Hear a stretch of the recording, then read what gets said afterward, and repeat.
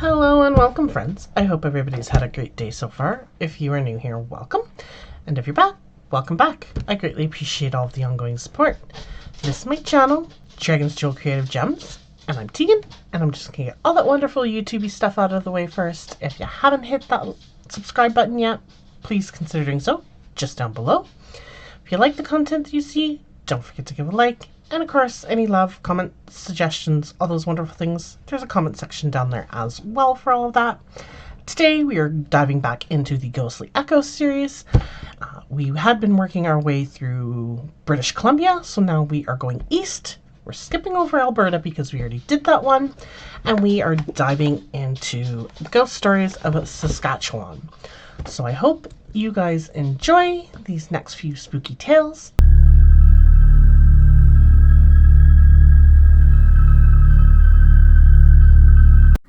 This story takes place in Prince Albert, Saskatchewan. Prince Albert's Cultured Spirits. Every year, the Prince Albert Art Centre hosts a popular gem show. Ruth Gillingham, the program supervisor, who has worked there for over a dozen years, will always remember one of these events in particular, and not because of the dazzling beauty of the stones. Due to the value of the displays, this is one time of the year when you'll find staff on hand around the clock, Ruth said, explaining how she came to be alone in the art center late one night. The doors were locked and Ruth had to wait until midnight for a commissioner to relieve her. As she quietly worked in the downstairs office, she heard footsteps on the second floor. Ruth thought that some kids had probably hidden themselves at closing time and were planning to spend the night. She climbed the main staircase, expecting to find them in the huge studio that was once Prince Albert's finest theater. Instead, she found nothing. Attributing the noises to her imagination, Ruth went back down to the office and resumed her paperwork. Within minutes, she could hear again the distinct sound of people walking around above her head. Quite certain this time that the sounds were not the result of her creative mind, she decided to sneak up the back staircase and surprise her visitors. "We used to have the looms up there, covering half the studio area," said Ruth. "We'd always keep them draped so that if there was any dust, it wouldn't get in on the weavings." Ruth suspected that the kids had been hiding under the sheets, so she wasn't fooled a second time when she found a seemingly empty room. To avoid having to uncover each of the looms individually, Ruth decided to use a little trickery to flush the intruders out. "I made a big business out of jingling my keys," she said, and said to myself in a loud voice, "Well, obviously there's no one here. Might as well lock up and go home." Then she turned out all the lights in the building and went back to the office to silently wait and watch. The Prince Albert Art Center boasts one of those stately wooden staircases that over many years has become as noisy as it is elegant. Ruth was sure that once the kids felt the building was empty, they would come downstairs to snoop around, and so she sat in the darkened office facing the staircase, waiting for the familiar creaking sounds. She didn't have to wait long. There it was, the complaining groan of each wooden step as someone began to descend. Ruth was excited, thinking her plan worked, but the excitement soon turned to confusion. Although the staircase was in plain view, and the footsteps had nearly reached the bottom, there was no one there. Ruth wasted no time gathering her purse and car keys and left the office. "I was out waiting by the front door for the commissioner to arrive," she said, "because that was my first real experience with it, and I was a little uneasy." Although Ruth didn't immediately tell anyone of her experience, she soon learned that there had been other strange incidents. People on the street had claimed to see faces in the attic window, lights blazing, and groups of people milling around on the second floor. All this was reported at 2 or 3 in the morning, when even the janitor was long gone. Some of this could have been attributed to the fact that any century-old building invites such stories, but there was more credible accounts from the staff. People have heard music playing upstairs, Ruth explained. Ballroom music, dancing music, that kind of thing. And that's after the building's been closed and locked for the night. There had also been a number of strange happenings in the basement, which was once the city's jail. The walls were whitewashed mud and clay, 4 to 6 feet thick, and there were no opening windows. Yet unexplainably, doors would shut by themselves, and cold breezes appeared out of nowhere. For a while, the art center had an unofficial mascot, a dog who frequently came to work with his mistress. Boots seemed to sense something odd in the basement, and late one evening became absolutely frantic as Ruth worked down there in the mudroom. He stood in the doorway, yelping insanely, and would not budge. Ruth literally had to climb over the dog to see what was in the hallway, upsetting him so. The area outside the mudroom seemed unusually cold, but Ruth found nothing else that night to explain the little mascot's bizarre behavior. At some point, Ruth shared that story with a British woman who had began working at the art center. The woman, who had a reputation as a sensitive, casually remarked that it must have been the ghost that upset the dog. Ruth, fearing ridicule, had never told anyone of her experiences in the building, and she rarely asked the woman what she meant. "Oh, come now," the woman asserted. "You've worked here for years. Don't tell me you don't know about the ghosts." "She told me that there were 2 ghosts in the building," said Ruth, "a young lady and a middle-aged man. 2 lost souls. That's how she explained it to me. Since then, Ruth claims that she was never been afraid of the spirits. As she puts it, they never harmed anyone or done anything malicious, so you lived with it. What can you do?" Apparently one thing you can do is promote it. On Halloween, the art center takes its ghosts public. The children are encouraged to remember them in their arts and crafts. Instead of being afraid what they don't understand, the kids have been known to make handprint posters with paint, leaving room on the paper for a few ghostly prints as well. Recently, the otherworldly inhabitants of the art center had to deal with the disruption of some minor inner renovations. There are many reports of spirits reacting negatively to such changes in their environment, and this was no exception. The acting up was minor, though, and Ruth feels she knows why. The building is a historic landmark, so we're trying very hard to maintain the original design and appearance. She theorizes that because there were few major changes to the 100-year-old structure, the ghosts had little reason to get upset. When they do get troublesome, however, the staff now knows how to deal with them. You just talk to them, Ruth explains. Say, "Oh, come on, quit fooling around." It's a simple solution that seems to work because, as Ruth says, no one's ever left here screaming. She pauses and adds thoughtfully, "that I know of anyway." This story takes place in Saskatoon, Saskatchewan. House with a history. It was 1911 when George E. McCraney and his wife Elizabeth built the grand new house on Saskatchewan Crescent.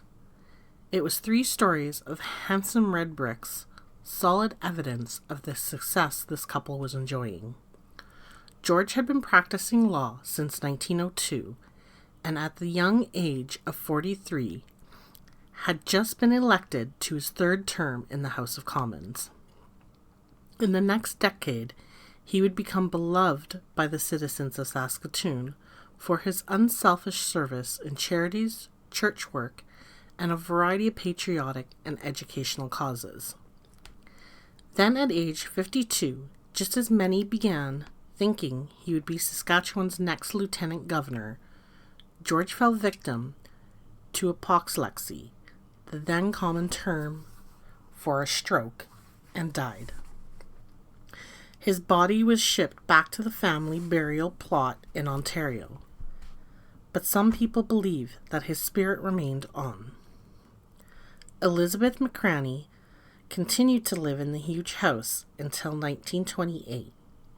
In 1929, just before the Depression, the building was converted into 6 separate suites and renamed the McDougall Apartments.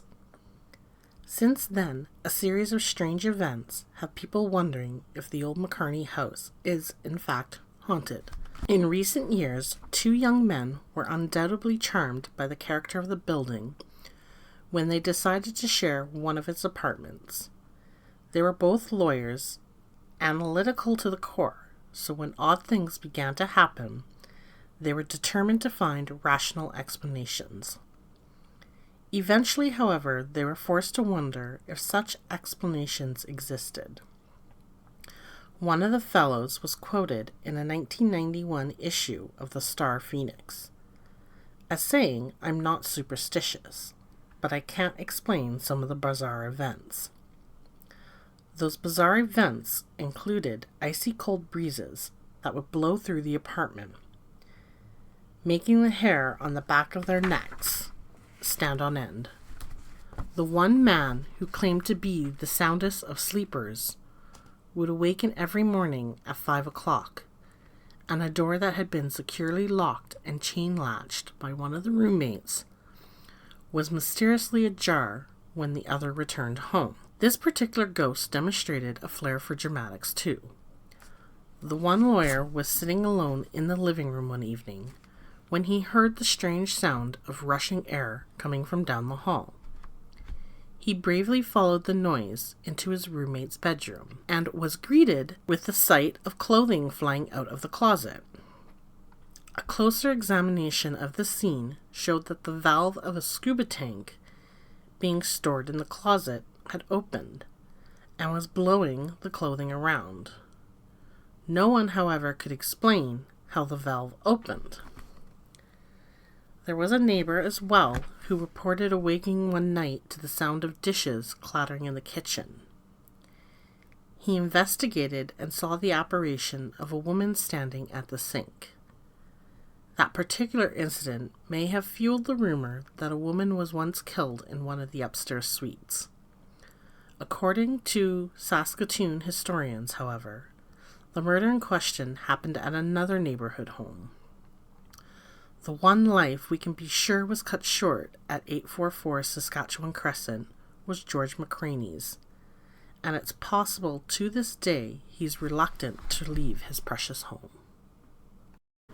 This story takes place between Fort Quilpale and Lebert, Saskatchewan. Miss Seymour's Search.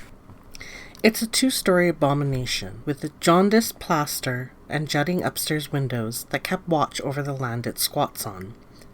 This narrow property dividing scenic Mission Lake and the highway between Fort Quilpale and Lebert has something rare, a haunted house that appears dressed to play the part. It can act the part too.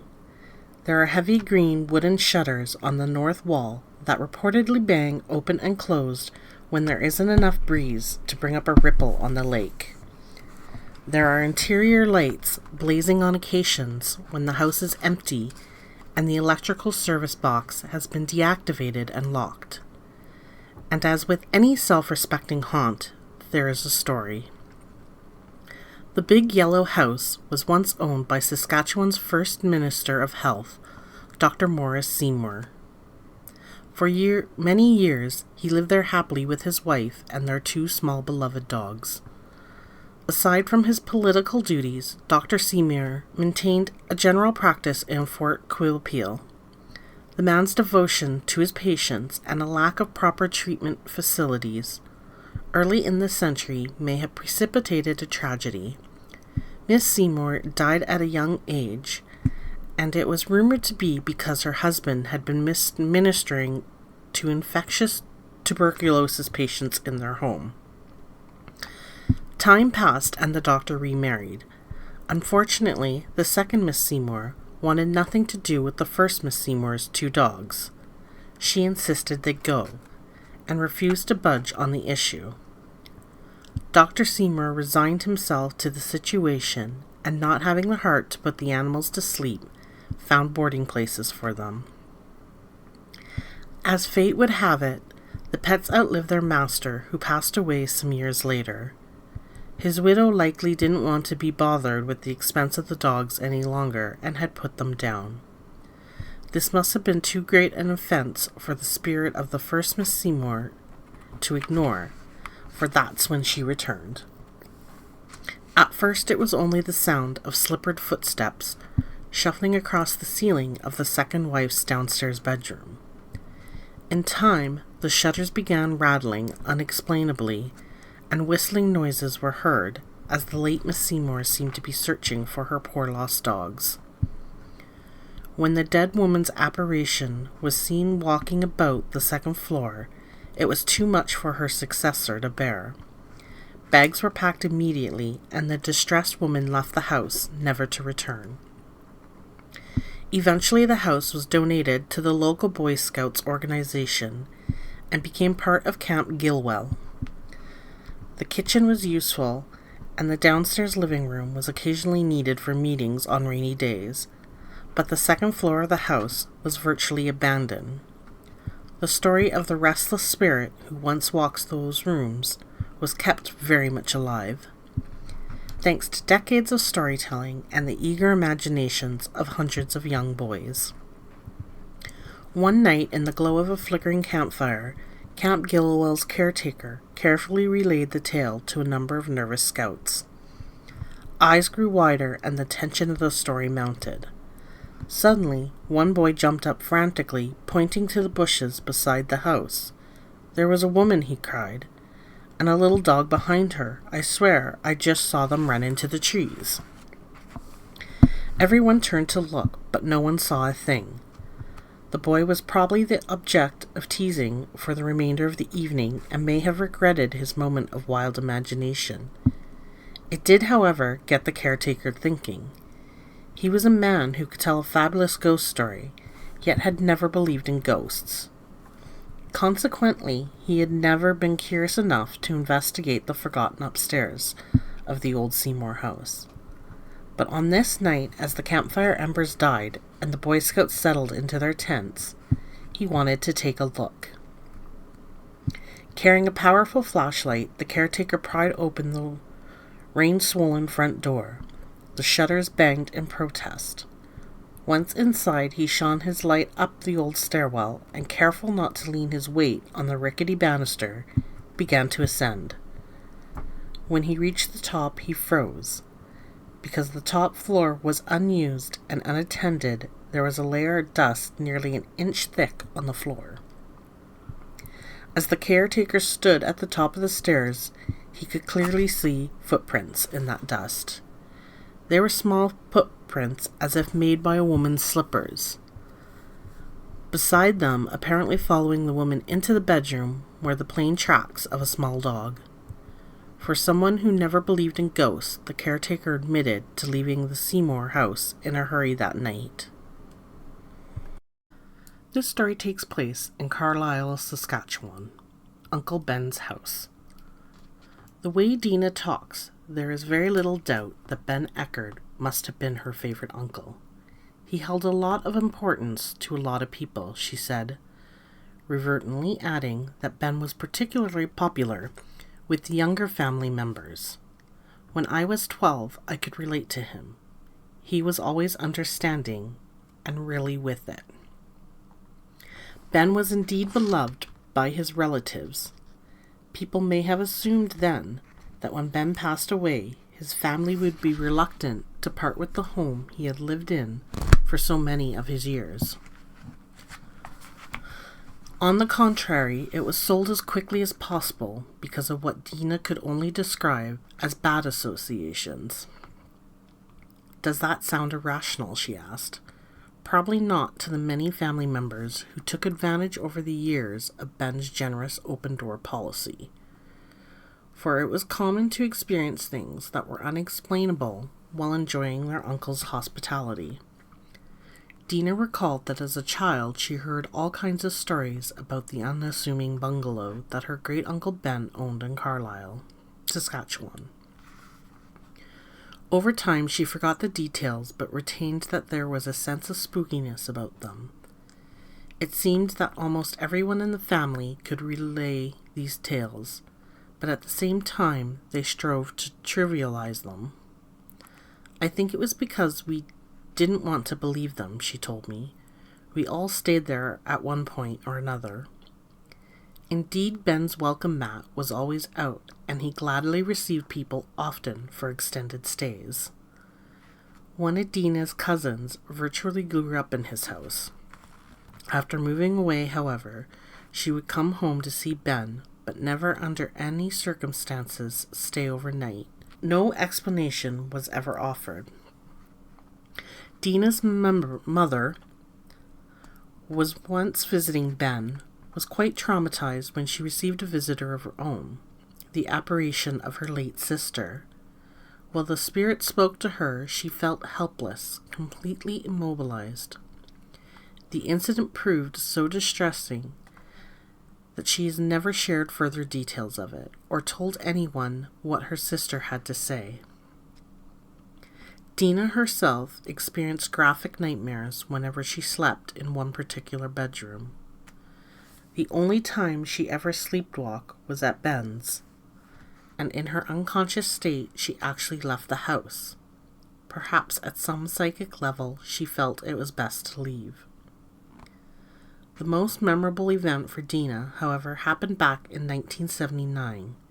She was 12 years old and living in Carlisle with a great aunt, Ben Eckert's sister. Dina and her sister Darcy would often stop by Ben's house after school, and on this particular day, Dina was more excited about the visit than usual. The reason that there was new kittens to play with, any 12-year-old girl's idea of ultimate fun. Dina arrived at the house first and let herself in. It was small town Saskatchewan, she explained. No one locked their doors. She assumed that Darcy, who was older and attended a different school, would be along shortly.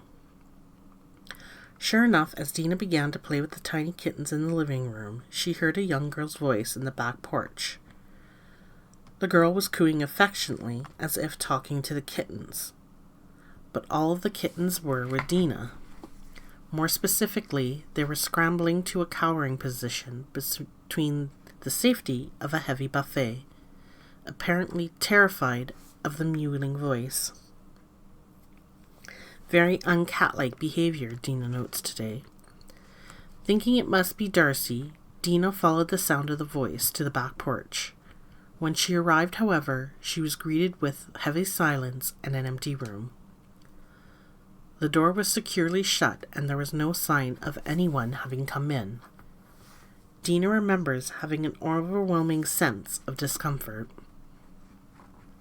Showing enormous courage, Dina searched the porch thoroughly and even gave the basement a cursory glance before returning to the living room.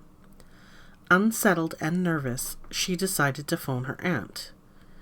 Dina dialed the number from memory and connected with a busy signal. She hung up, waited uneasily for a couple of minutes, and tried again. Busy.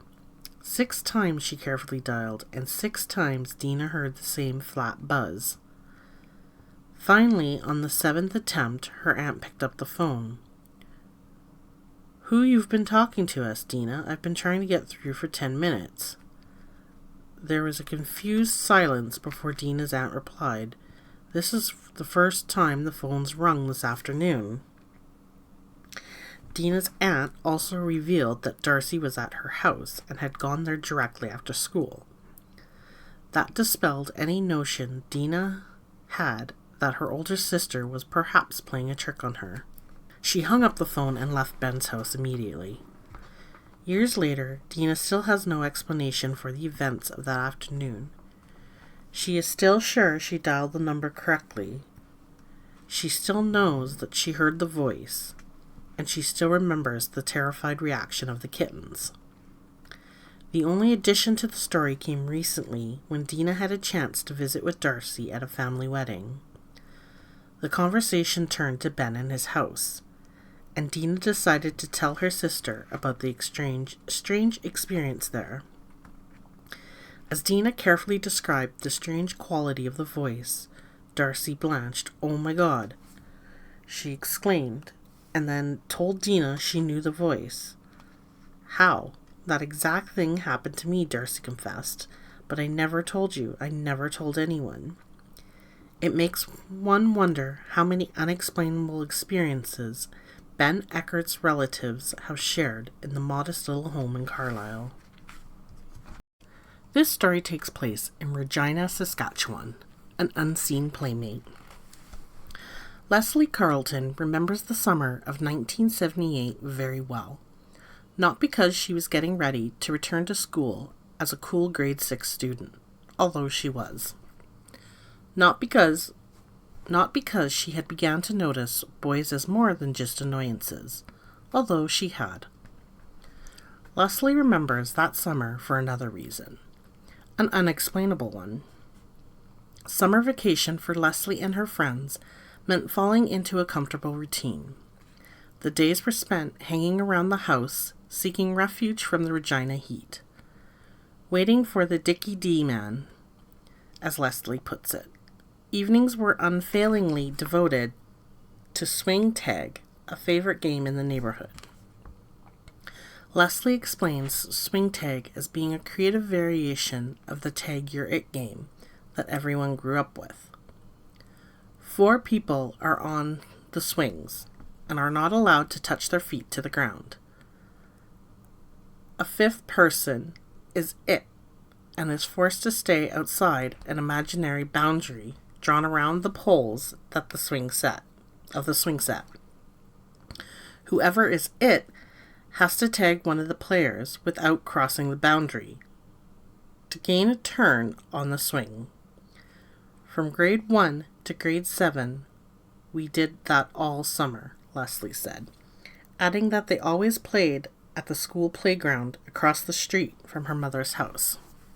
The evening that Leslie remembers so well had offered no relief from the oppressive heat of the day.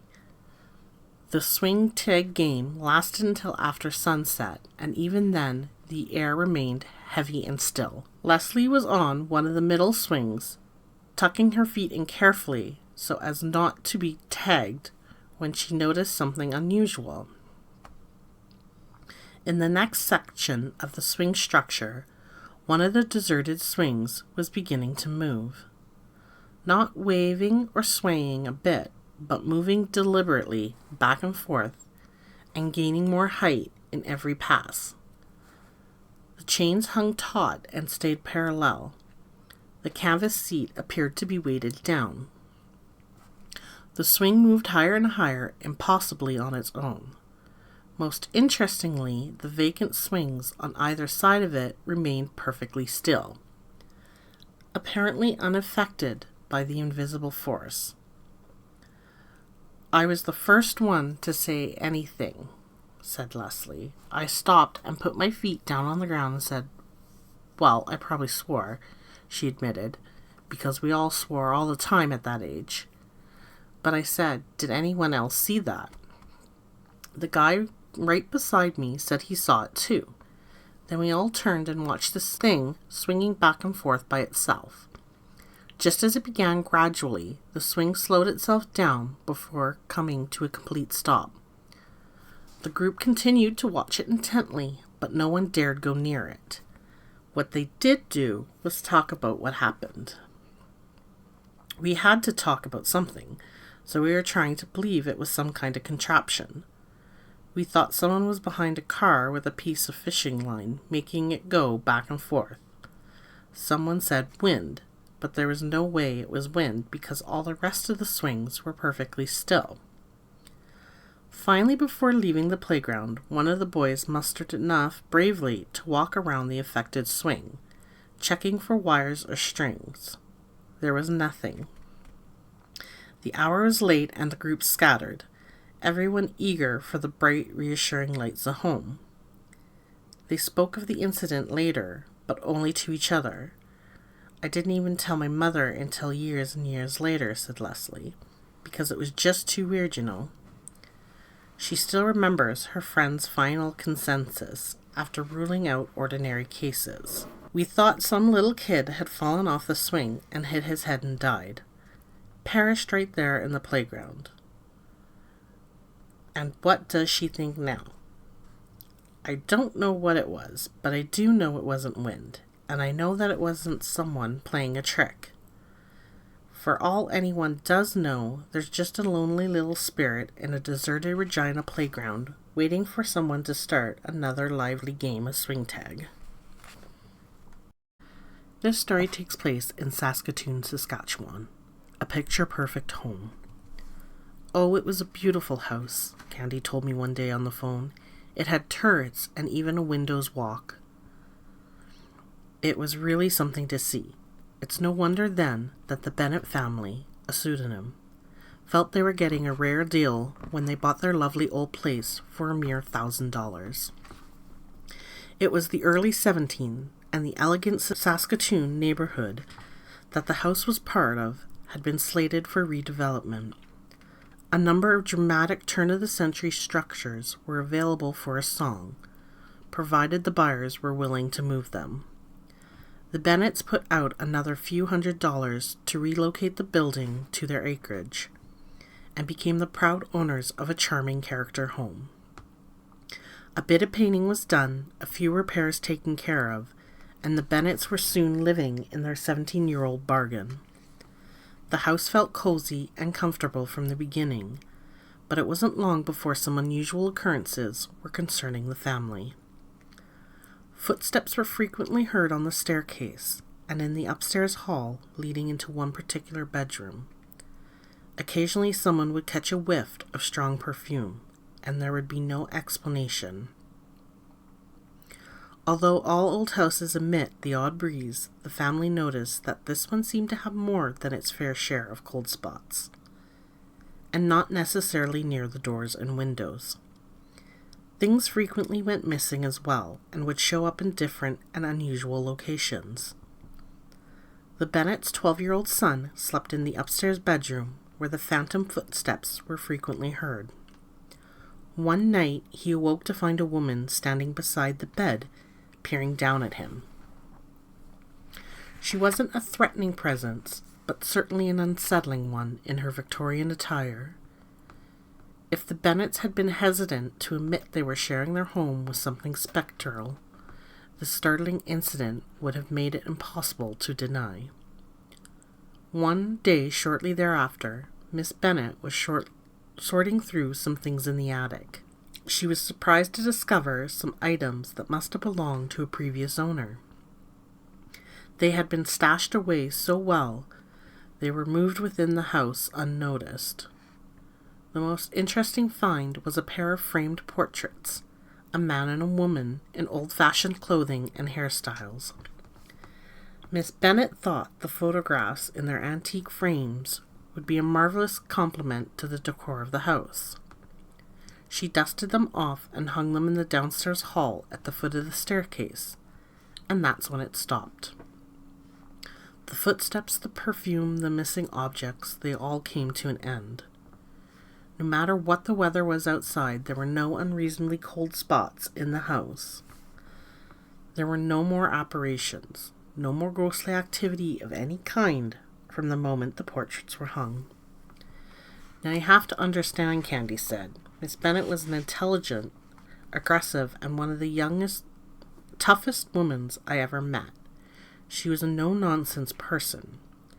Definitely not the type to submit to hysterical delusions.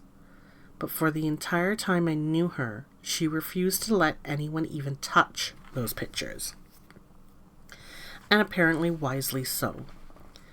It must have put the spirits at peace to have a place of honor in their old home, because in addition to being free from paranormal activity, Candy describes the house as being particularly welcoming and warm. She would know, having spent a great deal of time there as a family friend of the Bennetts. There was one night she even spent alone house-sitting. I asked if anything at all disturbed her. "Oh no," she laughed and admitted. "I did have a little trouble getting to sleep because of all the stories, but nothing happened." So it was true then that nothing unusual ever happened after the portraits were hung. Well, there was one thing, Candy added. I don't know if it was the old style of colorizing the photos, or maybe something more supernatural, but no matter where you were in the downstairs hall, the people in the picture, their eyes seemed to be looking right at you. Just your average ghostly couple keeping a careful watch over their home. This story takes place in Broadview, Saskatchewan. A warning from Doc's wife. Back in the 1920s, our family lived in a 2-story white house right beside a CPR underpass. Doc lived on a hill about 100 yards from us. Perhaps because of this proximity and the fact that both men were university graduates, rarer in those days, Doc was a close friend to Frank Anderson's foster father. Frank was only about 8 years old at the time. He enjoyed being in the periphery of the relationship. Doc was a very important person to me, said Frank, even though I no longer remember his name. He does remember the doctor's neat appearance, that of a conservative dresser who wore glasses and favored a short white goatee.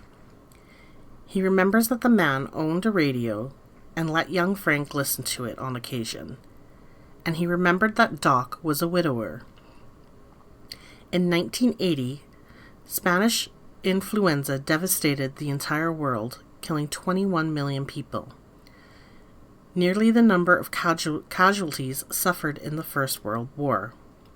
The little town of Broadview was not spared. Many soldiers who arrived home from Europe were unwitting carriers of the virus, and eventually a second mortuary had to be set up to deal with the overwhelming number of deaths. Many of the disease's victims were young, vigorous adults. Doc's wife, who was likely exposed to the flu more than the average person due to her husband's profession, was among them. Never remarrying, Doc continued his medical practice in Broadview. One night, some years later, there was a call for emergency medical attention at a house a few miles west of town. It was a dismally rainy and foggy night, but Doc tossed his black bag in the Model T Ford, cranked the engine to life, and ventured out on slippery roads. Now, visibility wasn't good at the best of times, Frank explained.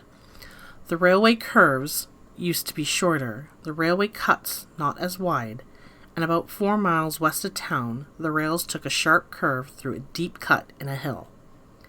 At the same spot, the gravel road turned south very sharply across the tracks. It would have been difficult to cross the tracks safely in fair weather. Doc was driving in the night rain. It happened that Doc was destined to round that corner at the precise moment that a train approached the crossing. Fortunately, a guardian spirit had another destiny in mind. Frank Anderson still remembers how the amazed doctor told the story. He said his wife appeared suddenly, sitting on the hood of his Ford, urgently warning him to stop. He skidded to a halt a few feet from the crossing, just as the train thundered by. Was it truly a ghost or a strong sense of intuition manifesting itself in a recognizable form? No one will ever know, but Frank knows what Doc escaped that night. A short while later, a local man's car was struck by a CPR train. My foster mother reluctantly allowed me to go downtown and see the damaged vehicle, sitting on top of a dray. Solemnly, he adds, it was my first knowledge of violent death. It might have been his second, were it not for a timely warning from the doctor's dead wife.